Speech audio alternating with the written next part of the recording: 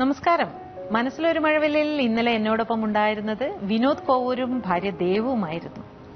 നമസ്തേ. ഈ കോഴിക്കോടിന്റെ ഒരു പ്രത്യേകത, കോഴിക്കോടും തൃശ്ശൂരുമാണ് ഞാൻ ഏറ്റവും കൂടുതൽ കണ്ടത്. കലാകാരന്മാരെ ഇങ്ങനെ നാട് മുഴുവൻ ഇങ്ങനെ പ്രോത്സാഹിപ്പിക്കും, അല്ലെ?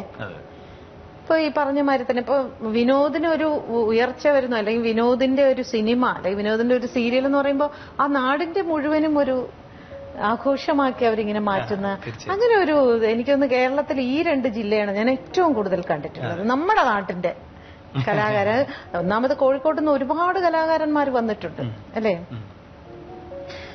നേരത്തെ പറഞ്ഞ അവാർഡ് കിട്ടിയ ടെലിഫിലിമിനെ കുറിച്ച് നമുക്ക് സംസാരിക്കാം.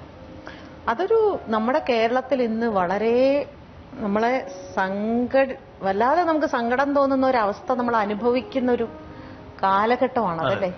ആ സബ്ജക്ട് ശരിക്കും വിനോദ് അഭിനയിച്ച് കഴിഞ്ഞിട്ട് ഈ ആൾക്കാർ, എനിക്ക് തോന്നുന്നു, തിയേറ്ററിൽ അത് മറ്റേ ഫെസ്റ്റിവലിന് മാത്രമേ വന്നിട്ടുള്ളൂ. പിന്നെ അതിന് വ്യൂവേഴ്സ് യൂട്യൂബിലൂടെ ഒരു 1,70,000 ആളുകൾ ഇപ്പൊ അത് കണ്ടു കഴിഞ്ഞു. ഞാനത് കണ്ടപ്പോ എനിക്ക് തോന്നി എത്ര പേര് അത് കണ്ടിട്ടുണ്ടെന്നുള്ളത്, എത്ര ലൈക്സും എത്ര കമന്റ്സും ഒക്കെ ഞാൻ കണ്ടിരുന്നു.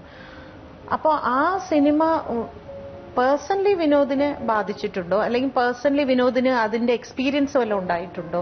ദാറ്റ് മീൻസ് ആൾക്കാർ വിനോദിനോട് അതിനെക്കുറിച്ച് സംസാരിക്കുകയോ ഉണ്ടായിട്ടുണ്ട്? പലരും അത് സത്യത്തില് ആ ഫിലിം ഞാൻ ഫേസ്ബുക്കിലൂടെ പരിചയപ്പെടുന്ന ഒരു ഫ്രണ്ടാണ് എന്നെ പിന്നെ ഇങ്ങനൊരു ത്രെഡ് ഞങ്ങളുടെ കയ്യിലുണ്ട്.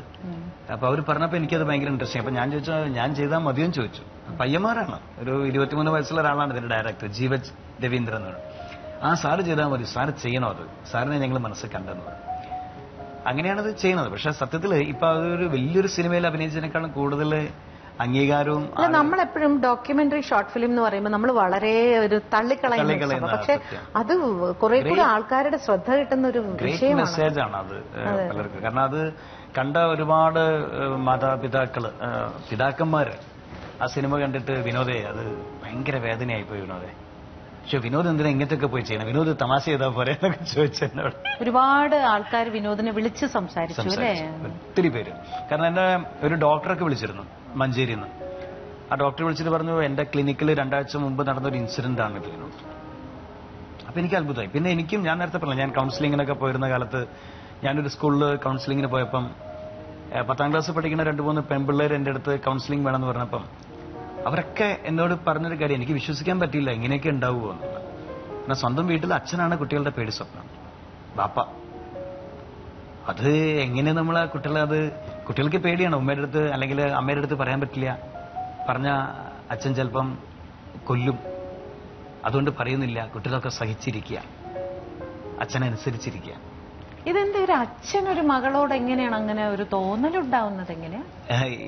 എങ്ങനെയാണ് അതൊരു ഭ്രാന്തീയമായ, സത്യത്തില് എനിക്കിപ്പോ പറയാലോ, ഈ ഫിലിമിന്റെ ഡയറക്ടർ ഈ ഫിലിമിനിട്ട പേര് നായിന്റെ മോൾ എന്നായിരുന്നു. ആദ്യം ഇട്ട പേര് നായിന്റെ മോൾ. അപ്പൊ എനിക്കും തോന്നി ശരിയാണ്, ഇങ്ങനെയൊക്കെ ചെയ്യാൻ ഒരു മൃഗത്തിനെ സാധിക്കും.